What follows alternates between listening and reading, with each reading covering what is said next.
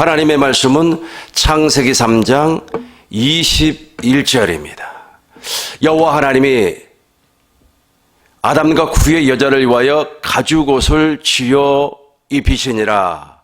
아멘. 복음은 언제부터 시작되었는가라는 제목으로 하나님 말씀 선포하겠습니다. 창세기 3장 1절, 2절, 3절을 보면은 사단이 뱀을 통하여서 여자를 미혹하는 장면이 나옵니다. 사단은 선악을 알게 하는 나무의 열매를 먹으면 눈이 밝아져서 하나님처럼 된다라고 미혹을 했습니다. 창세기 3장 3절부터 보겠습니다. 동산 중앙에 있는 나무의 열매는 하나님 말씀에 너희는 먹지도 말고 만지지도 말라, 너희가 죽을까 하노라 하셨느니라. 사단의 미혹을 받았던 여자가 사단의 성품으로 말미암아 거짓말을 하고 있습니다.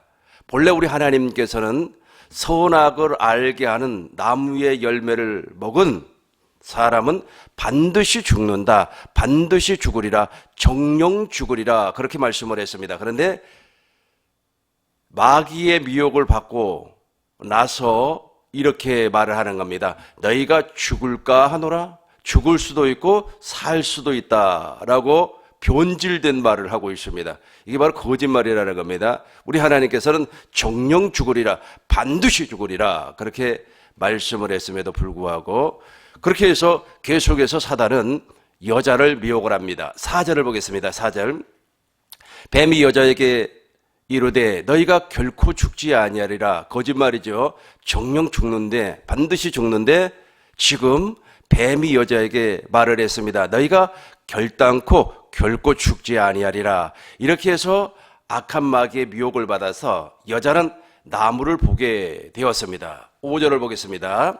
너희가 그것을 먹는 날에는 너희 눈이 밝아져 하나님과 같이 선악을 알 줄 하나님이 아심이니라. 그러니까 나무의 열매를 먹는 날에는 너희 눈이 밝아져서 하나님처럼 된다. 그렇게 미혹을 해서요. 그러니까 보세요. 이제 6절을 보시겠습니다. 여자가 그 나무를 본즉 먹음직도 하고 보암직도 하고 지혜롭게 할 만큼 탐스럽기도 한 나무인지라 여자가 그 열매를 따먹고 자기와 함께 있는 남편에게도 주매 그도 먹은지라. 6절을 보겠습니다. 이에 그들의 눈이 밝아져. 다시 한번 5절을 보겠습니다. 5절을 보니까 너희가 그것을 먹는 날에는 너희 눈이 밝아진다 그랬습니다. 그렇고 나무를 봤어요. 그러니까 눈이 밝아진다는 마귀의 미혹의 말을 듣고 나무를 보았어요. 그러니까 이렇게 됐어요. 6절을 다시 한번 더 보겠습니다. 여자가 그 나무를 본즉 먹음직도 하고 보암직도 하고 지혜롭게 할 만큼 탐스러운 나무 열매로 보여버렸어요. 그래서 그 열매를 자기도 먹고 자기 남편에게도 주어서 먹게 하였습니다.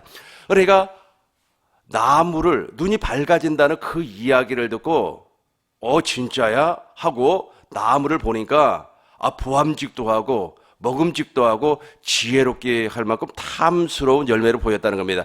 육신의 정욕과 안목의 정욕과 이생의 자랑으로 그 나무의 열매가 보였다라는 겁니다. 그리고 나서 나무의 열매를 먹고 나니까 이제 7절을 보겠습니다. 이에 그들의 눈이 밝아져, 실제로 눈이 밝아져 버렸습니다. 자기들의 벗은 줄을 알고 무화과 나무 잎을 엮어 치마로 삼더라. 여기에 엄청난 비밀이 담겨져 있습니다. 그 전에는 아담과 여자가 눈이 밝아지지 아니했습니다. 여기서 눈이라고 하는 것은 육신의 눈을 말하고 있어요. 그러니까 영적인 눈을 말하는 것이 아니라 육신의 눈이 감겨져 있었습니다. 그러다 보니까 자기를 볼 수가 없었어요. 그리고 사단의 미혹에 넘어갈 수가 없었습니다. 그런데 사단의 미혹으로 말미암아 나무의 열매를 먹으니까 이제 눈이 밝아져 버렸어요. 눈이 밝아져서 정욕의 눈, 육신의 눈이 떠져 버렸습니다. 이 육신의 눈이라고 하는 것은 바로 육신의 정욕과 안목의 정욕과 이생의 자랑의 눈이 확 열려버렸다는 겁니다. 이에 그들의 눈이 밝아져서 자기들이 벗은 줄을 알고 무화과 나무 잎을 엮어 치마로 삼더라. 그러니까 그전까지만 해서도 육신의 눈은 밝아지지 아니했습니다. 즉 악한 마귀의 미혹을 받기 전에는 육신의 눈이 감겨져 있었기 때문에 하나님의 음성을 듣고 사는 사람이었어요. 이제 악한 마귀로 말미암아 타락한 이후에 아담과 여자는 확실하게 육신의 눈이 밝아져 버렸어요. 육신의 눈이 떠져 버렸습니다. 그러다 보니까 이제 하늘의 것, 신령한 것, 하늘의 운사, 신령한 운사를 추구하는 것이 아니라 이 세상, 땅의 것, 즉 마귀의 욕심대로 살아가는 사람으로 변질이 되어 버렸다라는 말씀입니다. 이 말씀이 바로 요한일서 5장 15절에 나와 있습니다. 요한일서 5장 15절을 보시겠습니다. 요한일서 2장 15절을 보겠습니다. 이 세상이나 세상에 있는 것들을 사랑하지 말라. 누구든지 세상을 사랑하면 아버지의 사랑이 그 안에 있지 아니하나니. 16절을 보시겠습니다. 이는 세상에 있는 모든 것이 육신의 정욕과 안목의 정욕과 이생의 자랑이니 다 아버지께로부터 온 것이 아니요 다 하나님 아버지께로부터 온 것이 아니요 세상으로부터 온 것이라.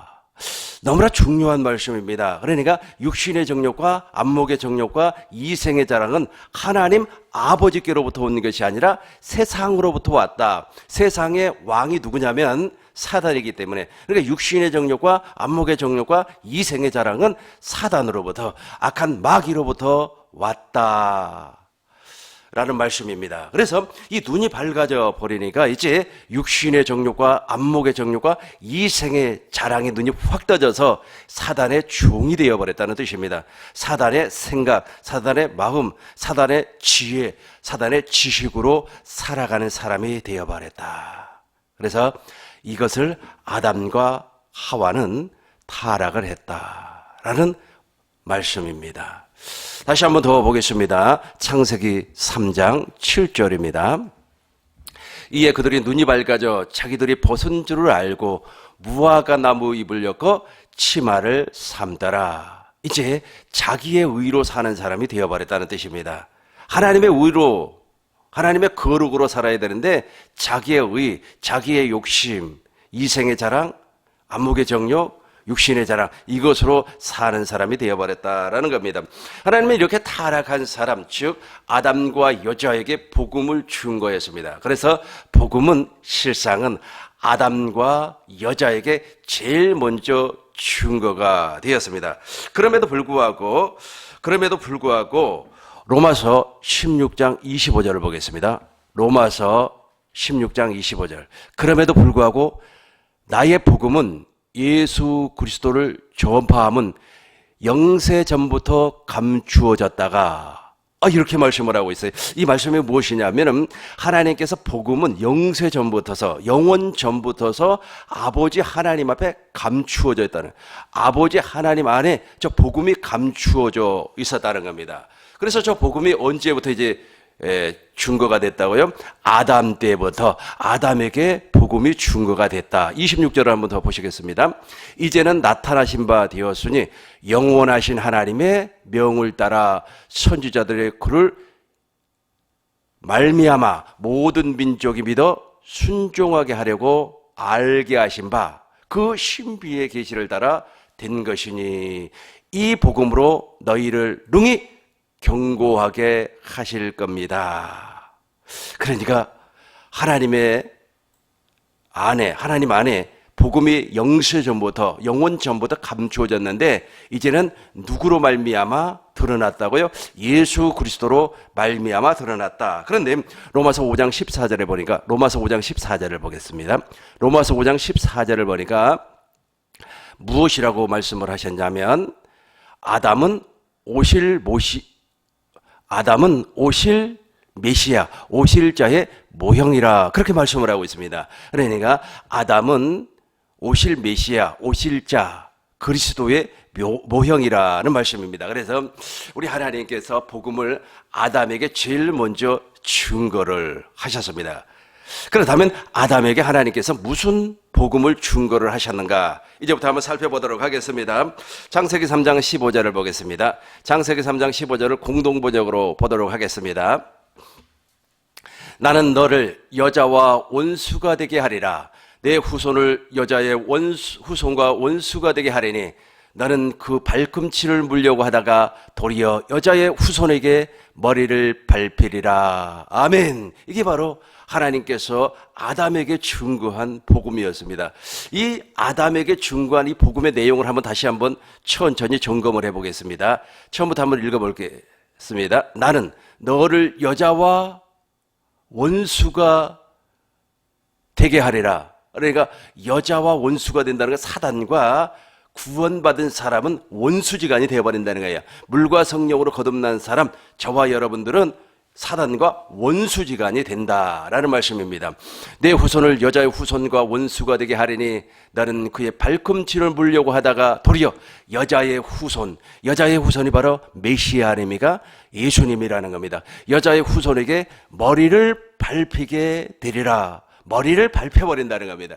예수님께서 십자가에서 사단의 머리를 밟아버렸습니다. 그리고 우리를 구원해 주기 위해서 십자가에서 속죄 제물이 되시고 제3일 만에 부활하심으로 말미암아 영원한 성소에서 당신의 피를 뿌려서 우리를 구원할 수 있는 길을 열어주었어요.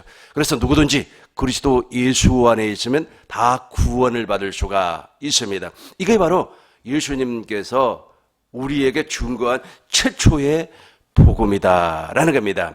다시 한 번 더 설명을 하자면 창세기 3장 15절을 통하여서 우리 하나님께서 메시아 즉 예수님을 보내주시겠다, 언약의 중보자를 보내주시겠다라고 하는 약속입니다. 두 번째로 살펴볼 것은 창세기 3장 21절입니다. 창세기 3장 21절을 보겠습니다. 여호와 하나님이 아담과 그의 아내를 위하여 가죽옷을 지어 입히니라. 그러니까 창세기 3장 7절에는 여자와 아담이 무화과나무 잎을 엮어서 치마를 만들어 입었어요. 자기 의를 나타내는 사람이었습니다. 그럼에도 불구하고 우리 하나님께서는 여자와 아담과 그의 아내를 위하여서 가죽옷을 지어 입혔습니다. 가죽옷을 지어 입혔다는 말이 무슨 말이냐면 예수 그리스도로 옷 입혀주겠다라고 하는 약속인데, 아마 가죽이라고 하는 동물, 어느 동물의 가죽일까요? 아마 우리는 유추하건대 양의 가죽일 거라고 봅니다. 왜냐하면 예수님께서 어린 양의 모습으로 이 땅에 오셨기 때문에, 도살장에 끌려가는 어린 양의 모습으로 이 땅에 오셨기 때문에 아마 저 짐승은 양일 거고 저 가죽은 양의 가죽일 것입니다. 여호와 하나님이 아담과 그의 아내를 위하여 가죽옷을 지어 입혔느니라. 저 가죽옷을 지어 입혔다고 하는 것이 바로 예수 그리스도로 옷 입게 해 주시겠다. 갈라디아서 3장 27절을 보시겠습니다.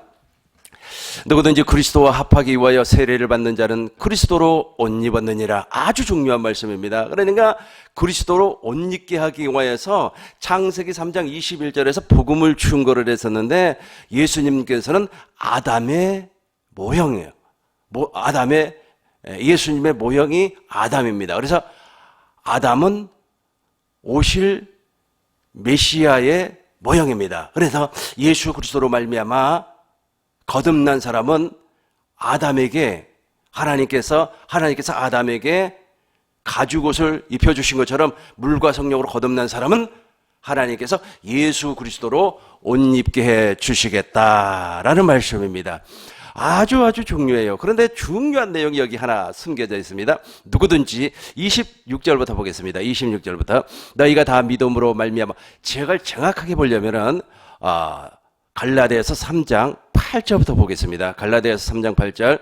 또 하나님이 이방을 믿음으로 말미암아 의로 정하실 것을 성경이 미리 알고 먼저 아브라함에게 복음을 전했어요. 그러니까 아담에게 하나님께서 복음을 증거를 하고 아브라함에게 복음을 증거를 했습니다. 아담에게 복음을 증거를 한 내용은 가죽옷을 입혀주겠다, 즉 예수 그리스도로 옷 입혀주겠다라고 하는 말씀이고, 아브라함에게 복음을 준 것은 아브라함에게 복음을 준 것은 100세가 되어서 이삭을 낳게 해주겠다라고 하는 약속입니다. 이것이 바로 복음이에요. 이 복음을 이루기 위해서는 우리가 반드시 무엇을, 다시 한번 27절을 보겠습니다. 27절, 누구든지 그리스도와 합하기 위해서는 세례를 받아야 돼요. 저 세례를 받지 아니하면 그리스도로 말미암아 옷을 입을 수가 없어요. 저 세례를 다른 말로 표현하면 회개라고 말할 수가 있습니다. 회개라고 하는 것은 우리의 모든 옛사람을 다 십자가에 못 박아 무덤의 장사를 지내버리고 하나님의 생명으로 거듭나는 겁니다. 그런데 대부분의 사람들이 이 율법적 회개를 하는데 진정 생명의 회개, 예수 그리스도의 생명으로 거듭나는 회개는 못하고 있습니다. 왜냐하면 복음을 모르기 때문에 그래요. 성령으로 말미암아 거듭나는 놀라운 역사를 체험하지 못하기 때문에 그렇습니다. 반드시 회개를 해야만 합니다. 회개하라, 천국이 가까웠느니라. 그러니까 예수님 손 닿는 곳에, 우리 손 닿는 곳에 예수님, 즉 하나님의 나라가 가까이 있다는 겁니다. 그럼에도 불구하고 그 하나님의 나라를 들어가기 위해서는 회개를 해야 된다는 겁니다. 그 회개를 하기 위해서는 세례가 이루어져야 돼요. 그러니까 세례는 세 종류가 있습니다. 첫 번째는 요한의 물 세례가 있습니다. 두 번째는 제자 삼는 세례가 있습니다. 세 번째는 성령의 세례가 있어요. 이 세례를, 세 가지의 세례를 다 받으셔야 돼요. 동시에 받을 수도 있고 시간차를 두고 받을 수도 있는데, 이렇게 받아서 거듭난 사람이 바로 그리스도로 말미암아 옷 입는 사람이다. 즉 물과 성령으로 거듭난 사람이다 라고 말을 할 수가 있습니다. 대단히 중요합니다. 회개가 선행이 돼야 돼요. 회개도 두 종류가 있습니다. 첫 번째는 율법적인 회개가 있어요. 이 율법적인 회개라고 하는 것은 이 육신에 나타난 죄를, 도덕적인 죄, 윤리적인 죄를 회개하는 것을 율법적인 회개라고 그래요. 그러나 복음 안에서, 진리 안에서, 생명 안에서 회개하는 것은 내가 철저하게 하나님 앞에 죄인이라고 하는 것을 먼저 깨달아야 되는 겁니다.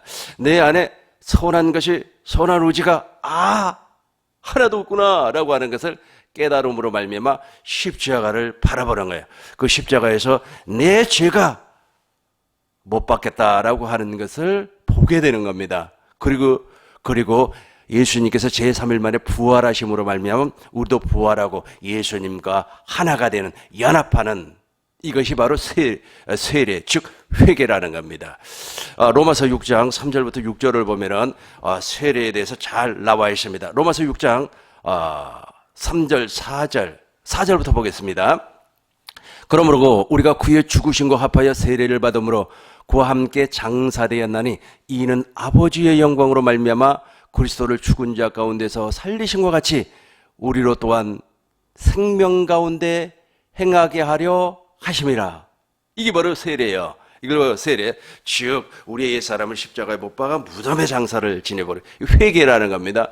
그러니까 회개, 진정한 회개를 한 사람은 자기의 의가 나타나지 않아요. 그러니까 내가 하나님 앞에 정말로 충성을 다해서, 내가 하나님 앞에 헌금 생활 잘해서, 내가 하나님 앞에 기도 생활 잘해서 이것까지도 부끄러워지는 거예요. 진짜 회개를 한 사람은 5절을 보겠습니다. 5절. 만일 우리가 그의 죽으심과 같은 모양으로 연합한 자가 되었으면 또한 그의 부활과 같은 모양으로 연합한 자가 된다는 거예요. 주님과 한 몸이 된다라는 말씀입니다. 그러니까 그리스도로 옷 입기 위해서는 주님과 합하여 무엇을 받는다? 세례를 받는다. 즉 회개가 이루어져야 되는 거예요. 그러니까 회개가 이루어지고, 즉 세례가 이루어지고 나서 믿어지는 겁니다. 이게 그렇지 않으면 믿어지지 않아요. 그러니까 믿음이 먼저가 아니고 세례가 엄밀하게 따지면 먼저인 겁니다. 다시 한번 더 보겠습니다. 어디를 보시냐면 사도행전 2장 38절을 보겠습니다. 베드로가 이르되 오순절 성령 강림 사건을 통하여서 아주 막 성령을 받고, 베드로가 성령을 받고 120만 성령을 받고 뒤집어져 버렸습니다. 하나님의 말씀을 선포를 하니까 유대인들이 베드로에게 말을 했어요.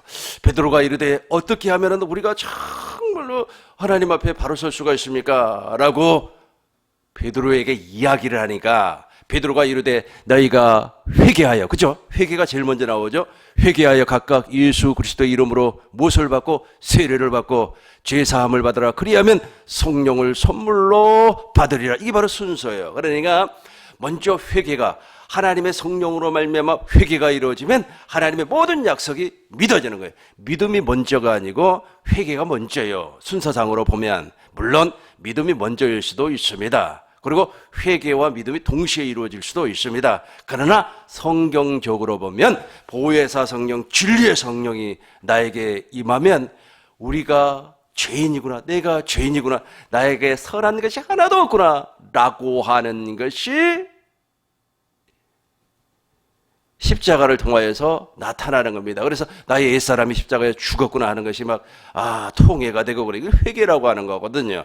이 회개가 이루어지고 하나님의 약속이 믿어지는 겁니다. 마치 아브라함이 99세에 할례를 받고 이삭이 100세에 태어남으로 말미암아 하나님의 모든 약속이 믿어졌던 것처럼 할례를 받기 이전에는 하나님의 약속이 믿어지지 않았어요. 그러다 보니까 이스마엘이나 내 집에서 잘 살기를 원합니다 라고 말을 했단 말이에요.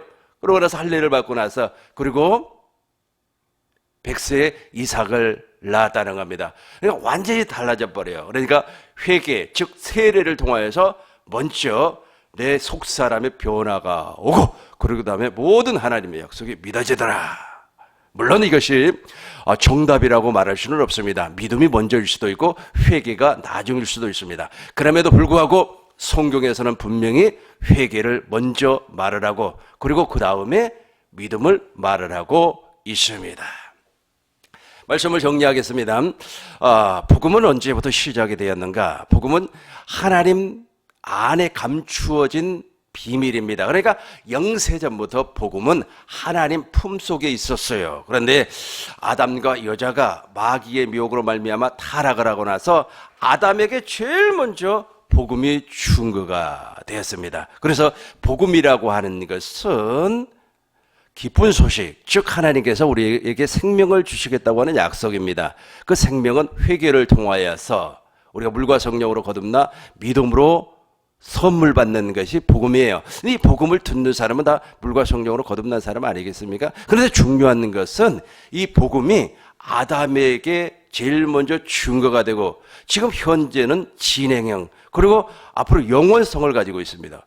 복음은 과거에는 아버지 하나님 품속에 감추어진 비밀이고 제일 먼저 아담에게 증거되었고 그리고 현재도 복음은 증거되어 있고 그리고 영원성을 가지고 있기 때문에 미래에도 저 복음은 증거가 된다라는 겁니다. 왜냐하면 복음 자체가 예수님이고 예수님 자체가 복음이기 때문에 영원성을 갖는다라는 말씀입니다. 우리 꿈있는교회 성도님들이 이제 코로나19 바이러스를 통하여서 예배당에 나오지 못하고 지금 교회 한 자리에 모여서 같이 예배를 드려야 되는데 그렇지 못하고 가정에서 예배를 드리고 있습니다. 우리 꿈있는교회 성도님들 가정에서 예배를 드릴 때마다 교회를 위하여서 또 저를 위하여서 나라를 위하여서 나라와 민족을 위하여서 기도를 많이 하시기를 바라겠습니다. 빨리 코로나가 종식이 되어서 모든 우리 꿈있는교회 성도님들이 한 자리에 모여서 예배할 수 있는 그날이 올 수 있도록 기도해 주시기를 부탁을 드리겠습니다. 기도하겠습니다. 거룩하신 아버지 하나님, 아버지의 은혜와 사랑을 진실로 감사를 드립니다. 아버지 하나님, 이 복음을 아버지 품속에 감추었던 이 복음이 아담에게 증거되었고 지금 우리에게 증거되고 그리고 미래에 영원하게 증거된다고 하는 사실을 오늘 말씀을 통하여서 알게 되었습니다. 먼저 우리가 복음을 통하여서 회개하고 그 회개를 통하여서 하나님의 생명으로 거듭나 하나님의 모든 약속을 믿고 사는 사람 될 수 있도록 주께서 역사하여 주옵소서.